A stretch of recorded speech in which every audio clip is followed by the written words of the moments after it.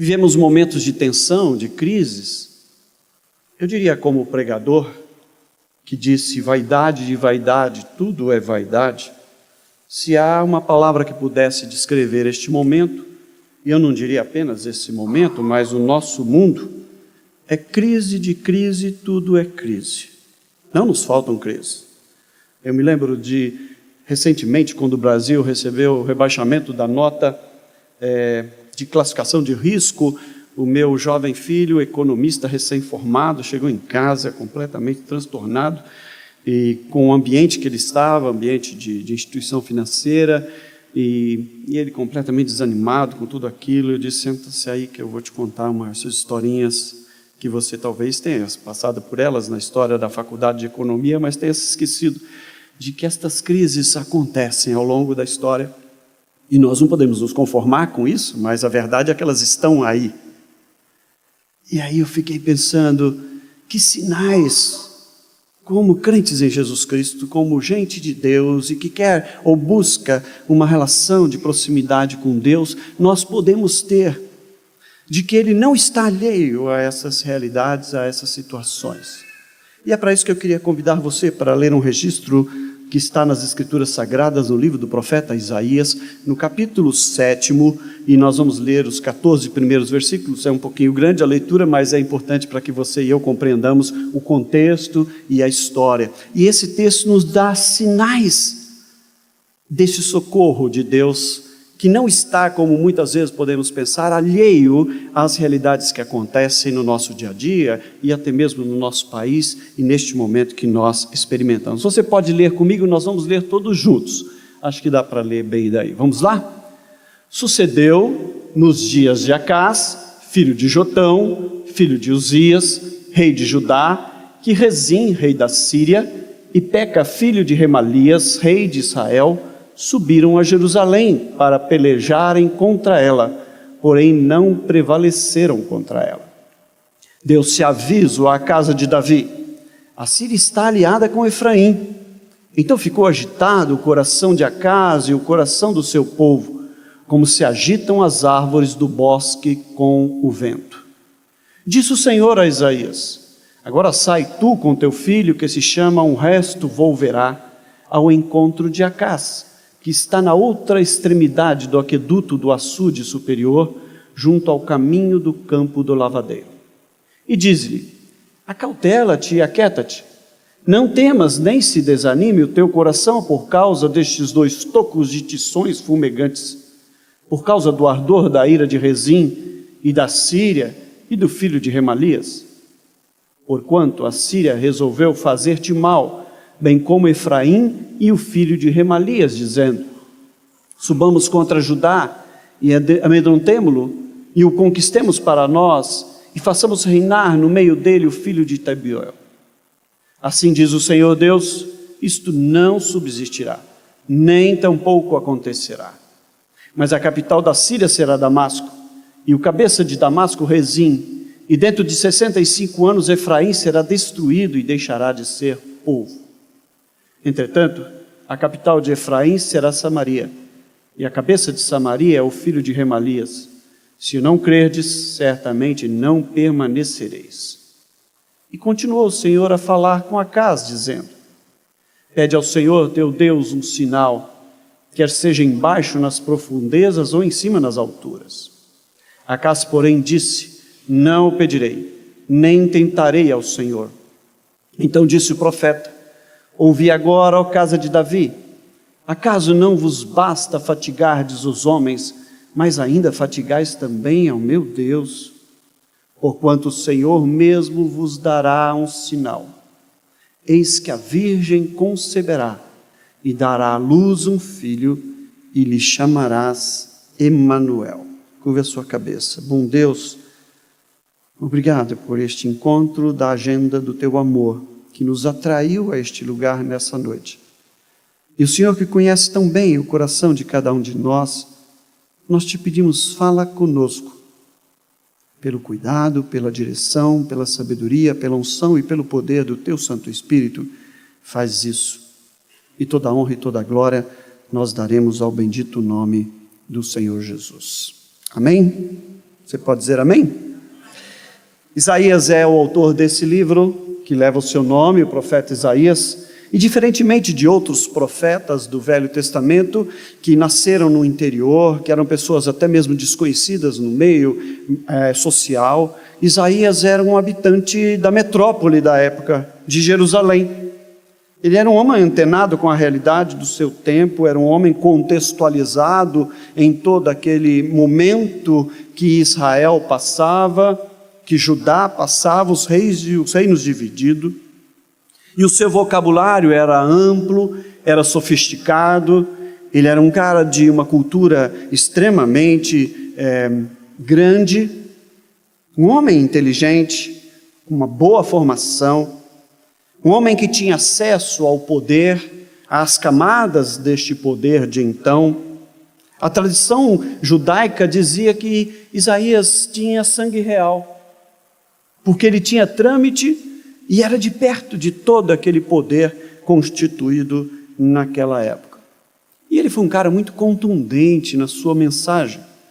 O livro do profeta Isaías é o maior em extensão de toda a narrativa da Bíblia hebraica.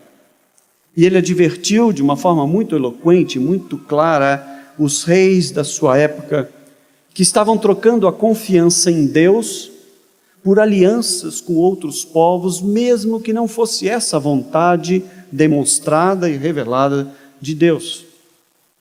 Muitas vezes podemos, eu e você, também abdicarmos de obedecer a palavra de Deus, aquilo que aprendemos nessa palavra, os valores, os princípios, os propósitos nela demonstrados como da parte de Deus para cada um de nós, e fazemos alianças que nos parecem, pelo menos a nossa impressão, é que sejam mais relevantes. Contemporizamos com a palavra em detrimento de objetivos pessoais, julgando que seja melhor, porque talvez melhor contextualizado com o momento em que nós vivemos.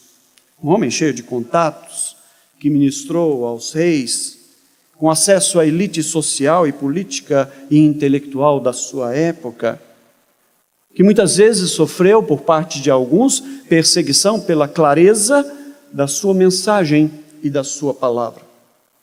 Quando nós olhamos Isaías no exercício da liderança espiritual sobre aquela nação a qual Deus o constituíra profeta, um homem de Deus para falar no seu tempo, ele não teria sido homem de sucesso aos nossos olhos. Talvez, embora ele conhecesse, tivesse acesso, pudesse ser considerado de sangue real, ele não teria, nos padrões do nosso mundo, tido êxito, ou ser chamado de um líder de êxito no meio do seu tempo. E o texto nos fala desta experiência de ir até o rei Acaz para dar-lhes uma mensagem da parte de Deus e não ser ouvido por Acaz diante daquela mensagem. E o contexto histórico evidencia que o povo vivia dias de perigo. O momento político e as relações com outras nações era muito delicado. Não sei se isso te diz algo sobre o momento em que nós vivemos, de instabilidades, de inseguranças.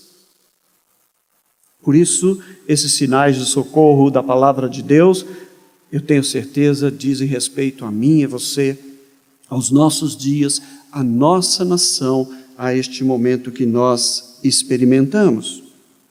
E é isso que desejamos ser neste momento, instrumentos de Deus para trazer para a nossa reflexão este experimento da sua palavra na realidade que nós vivemos. E a primeira manifestação que nós podemos ver claramente no texto do registro do profeta Isaías é que as lutas fazem parte da nossa vida. As lutas estão aí para serem vividas, lutadas, experimentadas. Sucedeu nos dias de Acaz, enquanto ele era rei daquela nação, que outros povos subiram a Jerusalém para guerrear, para pelejar contra ela. Estava indo tudo muito bem, aparentemente. Como naqueles dias, na sua, na minha vida, na nossa pátria, que pareciam que as coisas estavam indo tudo muito bem. E de repente, algumas coisas se levantam contra nós. se apresentam diante de nós. Eu diria, como alguém descreveu, realidades que traduzem a adversidade deste momento, que às vezes é muito fácil lidar com elas, com estas adversidades, principalmente com a dos outros. Eu oro sempre a Deus quando lidando com as pessoas, no pastoreio delas, e diante das necessidades que são apresentadas, de clamar a Deus, de pedir a Deus que aquele que conhece, que é Ele, o coração daquela pessoa que está falando, que está compartilhando a sua necessidade, Deus os faça apenas instrumentos. Nós não temos um receituário para dar a cada uma das pessoas necessitadas, mas Deus tem respostas para mim e para cada uma delas. Porque é muito fácil lidar com a adversidade, principalmente com a dos outros. O problema é quando ela surge na nossa vida, quando ela se apresenta diante de nós, quando ela nos conflita com aquilo que nós tínhamos no arcabouço dos nossos conceitos, dos nossos princípios, dos nossos valores, da nossa crença. E ela então nos desafia a tomadas de decisão, a experimentos existenciais de hoje pela manhã. Hoje é domingo e amanhã é segunda-feira e nós voltamos ao nosso dia a dia e aos desafios que talvez o seu ambiente profissional, estudantil, familiar vai apresentar a você novamente. A medida máxima de um homem, escreveu Martin Luther King Jr., não é o lugar que ele ocupa em momentos de conforto ou de conveniência, mas é o lugar que ele ocupa em momentos de desafios, de controvérsias, de lutas, de dificuldades. Aí sim, nós podemos medir um homem. Você já se perguntou diante de determinadas circunstâncias, por que comigo? Por que na minha casa? Por que isso está se passando? O que foi que eu fiz? Onde foi que eu errei? Porque justo que agora que as coisas pareciam estar indo bem, elas aconteceram comigo. E o texto nos permite dizer também que as lutas que fazem parte da nossa vida podem sim nos abalar. O texto da palavra de Deus diz-nos claramente que o coração de Acás ficou agitado. E ele conseguiu, como líder agitado que ficou, fazer com que o coração do povo que ele governava e sobre o qual ele governava se sentisse também agitado, como se agitam as árvores do bosque num dia de vento. Em um dia de vento. Às vezes eu fico olhando algumas perspectivas da nossa pátria, da nossa nação, de líderes que estão constituídos sobre nós, pelo voto direto de cada um de nós, independente das escolhas que fazemos, nós precisamos respeitá-los, e eles foram eleitos por uma maioria. Mas eu me lembrava deste coração de Acás, que demonstrava toda a sua insegurança, toda a sua instabilidade, toda a sua vulnerabilidade e fragilidade diante daquelas circunstâncias. Eu não sei se isso te diz algo, quando nós ouvimos os nossos líderes falarem nos nossos dias, agitados, alguns tentando autopreservarem-se, independentemente das circunstâncias aos quais eles foram chamados a liderar, porque assim foram revestidos e constituídos de autoridade para fazê-lo. A palavra de Deus nos deixa claro que não somente esses, mas nós, eu e você, no nosso contexto existencial, na nossa vida, nunca seremos suficientemente fortes e capazes de nos julgarmos imunes aos problemas ou autossuficientes para enfrentá-los sozinhos. Nós não somos. Se lhe passou pela mente e pelo coração em algum momento a percepção de que você daria conta, que você se bastaria, que você seria autossuficiente, eu quero te chamar para abrir o seu coração e a sua mente enquanto é tempo, antes que lhe venham dias maus.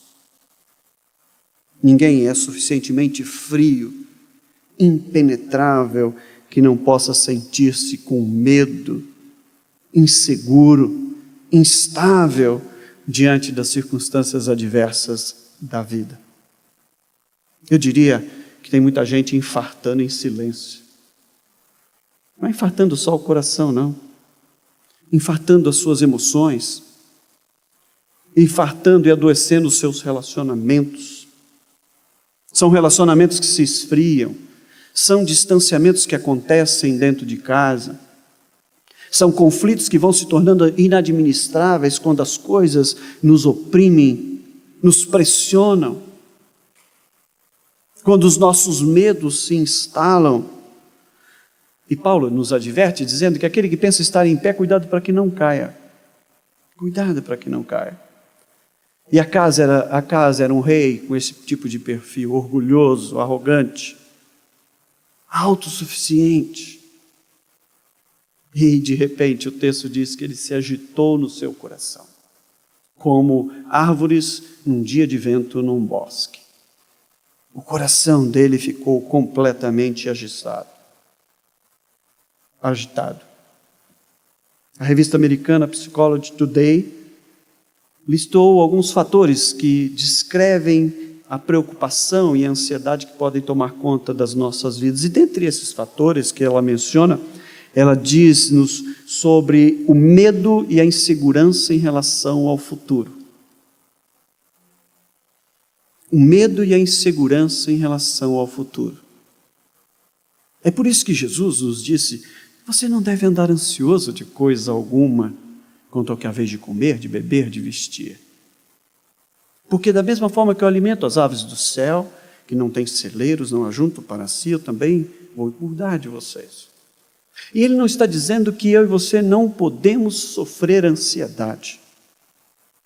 Isso é negar a nossa própria natureza frágil. Ele está apenas dizendo que nós não devemos andar com ela. Porque todas as vezes que elas se apresentarem a nós, elas nos evidenciarão quem somos de fato.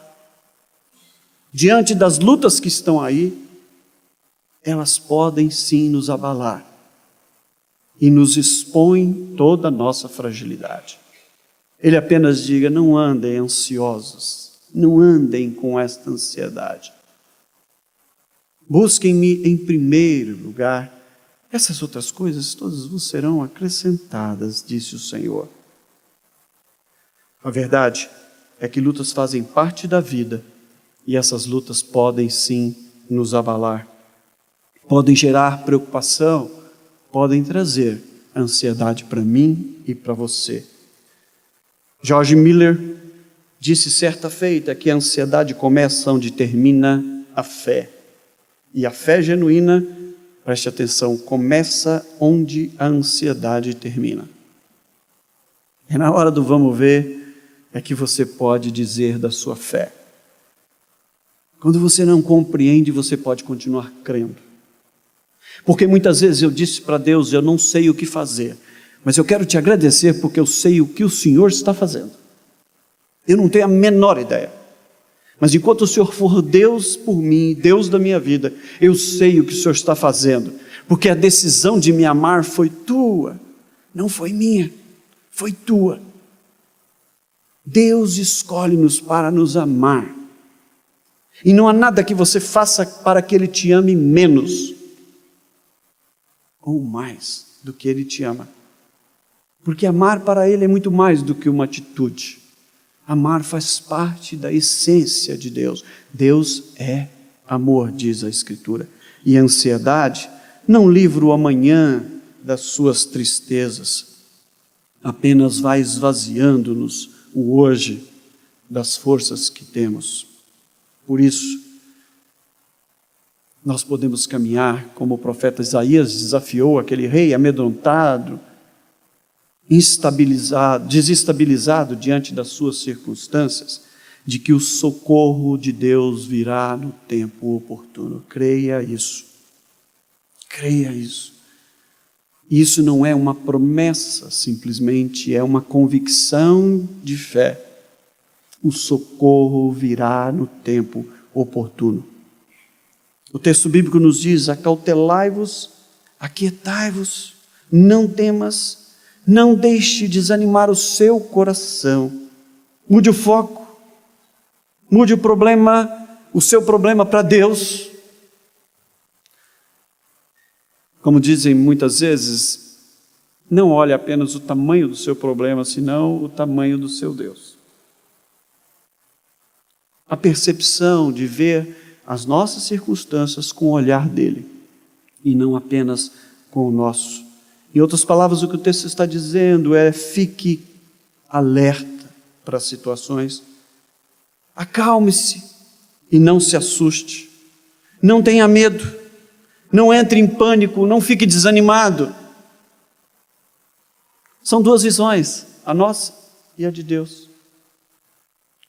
O versículo 4 diz que eles, os dois reis, aos olhos de Deus, eram como aqueles dois reis que queriam subir contra Jerusalém, contra o povo de Deus. Você já foi numa noite de fogueira? E depois de várias horas, aquela lenha queimando, aqueles tocos vão diminuindo de tamanho, até que não tem mais o que fazer. Deus os compara àqueles dois reis que tentavam se levantar contra o reino dos filhos de Deus, para dizer: eles são como aqueles dois tocos fumegantes, já estão no final. Já estão no final. Isaías vai com o seu filho encontrar-se com Acás.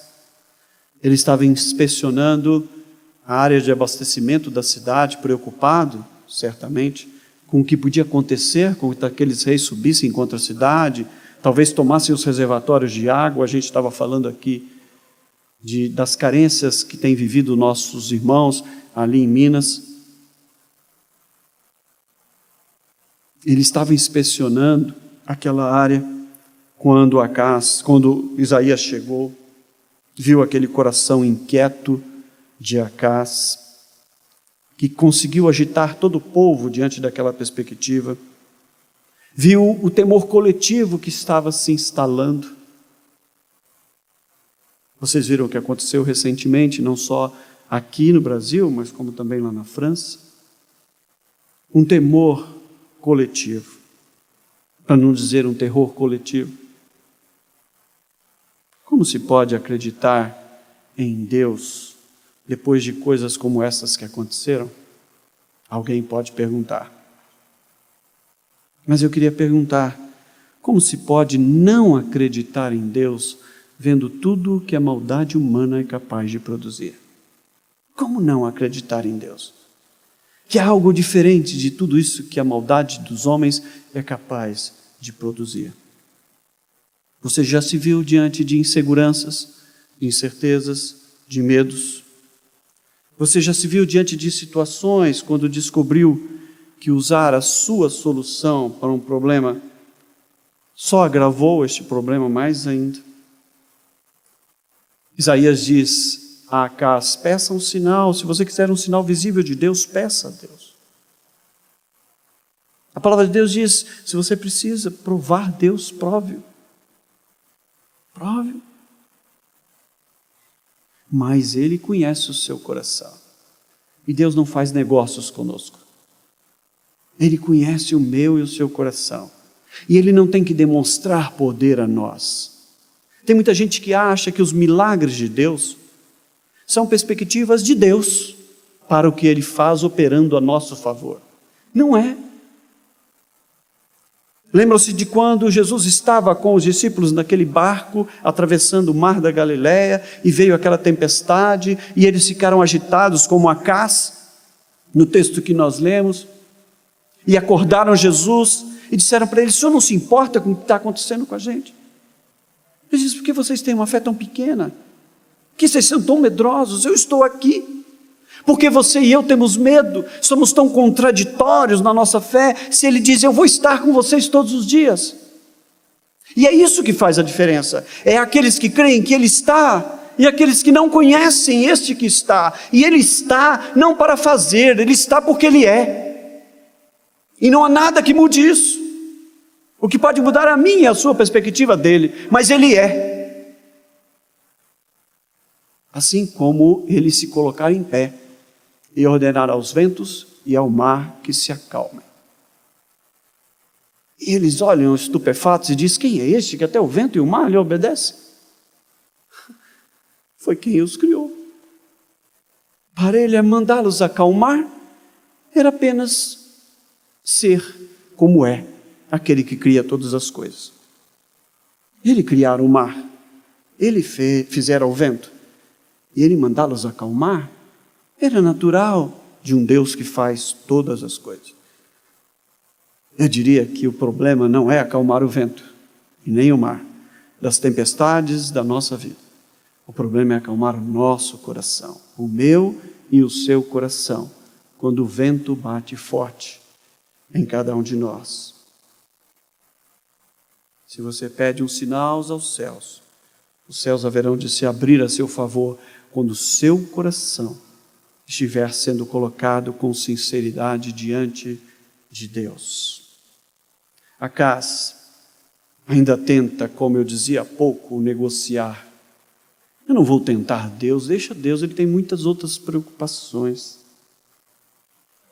E Isaías, não sei se num ímpeto de revolta contra a palavra de Acás, é usado por Deus para fazer a profecia daquele que haveria de vir e é instrumento de Deus para proclamar. O verso 14 diz: portanto, o Senhor Deus te dará um sinal. Dará ao povo dele um sinal. Eis que a virgem conceberá e dará à luz a um filho e lhe chamarás Emanuel. De que maneira que aquele rei poderia ter encontrado paz interior no meio daquelas circunstâncias todas? Se ele acreditasse nas promessas de Deus. Se ele ouvisse a voz de Deus que dizia: eles se levantam contra vocês, mas eu serei com vocês. Se não crerem, certamente vocês não vão permanecer. Foi a palavra de Deus. Porque crer nas promessas de Deus é a única forma de encontrar paz no meio dos problemas. Você pode ler comigo isso? Crer nas promessas de Deus é a única forma de encontrar paz em meio aos problemas. A nossa fé significa conhecer as promessas de Deus, concordar com elas, muito mais do que intelectualmente, mas é escrevê-las no nosso coração e transformá-las em atitudes, em posturas diante das circunstâncias. Por isso Isaías, o mesmo profeta, no capítulo 26, o verso 3, nos diz: tu, Senhor, vais conservar em perfeita paz aquele cujo propósito está firme, porque ele confia em ti. É Deus que vai conservar a nossa fé à medida em que confiamos nele e nos entregamos diante dele. Que situação você está enfrentando hoje que o amedronta? Nós cantamos há pouco: ele nos aceita com estes medos. Ele os conhece. E ele está dizendo: eu estou com vocês em meio a estes medos. Que forças estão envolvidas para tentar desestabilizá-lo, como uma árvore tomada pelo vento no meio de uma tempestade? Por que é tão difícil crer em Deus nos momentos de tribulação? Você precisa de um sinal dos céus. O que Isaías 7,14 nos faz lembrar? Eis que a virgem conceberá e dará à luz a um filho, e lhe chamarás Emanuel.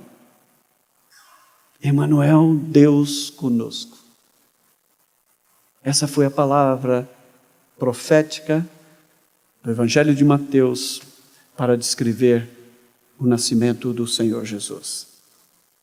Ele é Emanuel, Deus conosco. Nós estamos nos aproximando do Natal, e é pena que muitas vezes nós nos lembremos disso apenas no Natal. Mas ele está dizendo: eu serei Deus com vocês. Nunca se esqueça disso. É palavra do Senhor. Nunca se esqueça disso quando as lutas acontecerem, porque elas vão acontecer. Nunca se esqueça disso quando elas te amedrontarem e te fazerem sentido abalado por elas. Eu serei Deus convosco. Olhe para os céus, clame aos céus, peça a Ele sinais dos céus a seu favor. Há uma expressão muito bonita do salmista, quando ele diz assim: dá-me, Senhor, mostras do teu amor. E ele diz ainda: eu apresento diante do Senhor a minha oração e fico esperando. Crie em você essa expectativa, talvez silenciosa, mas determinada, de querer ver o agir de Deus a seu favor. Porque você e eu não sequer imaginamos o quanto Deus trabalha para aqueles que o amam. Ame a Deus sobre todas as coisas, de toda a tua força, com todo o teu entendimento. Nunca se esqueça disso. Ele é Deus conosco. Você precisa de um sinal? Ele está dizendo: eu serei Deus com você. Talvez você tenha entrado neste momento, neste lugar, e os seus medos estão aí. Eles são parte da nossa vida. As suas lutas estão diante de você, e só você sabe o tamanho delas. Mas há alguém que não só as conhece, como continua sendo soberano sobre todas as coisas. E aquilo que para você pode parecer impossível, inimaginável, como aqueles nossos irmãos no passado, que se defrontando com a tempestade, não sabiam como proceder, embora muitos deles fossem experientes naquelas águas do mar da Galiléia, viram o Senhor se colocar de pé e fazer acalmar o vento e cessar a tempestade. Olhe para o Senhor. Ele é Deus com você, Deus das suas lutas. Ele é Deus conosco. Ele é o nosso Emanuel, sempre presente. Curve a sua cabeça e fale com o Senhor. Talvez você tenha algo a dizer para Ele nesse instante. Talvez você gostaria de receber dEle sinais do seu socorro. Peça isso, peça com fé. E quando nos falta esta fé, Ele nos ensina a pedir fé a Ele.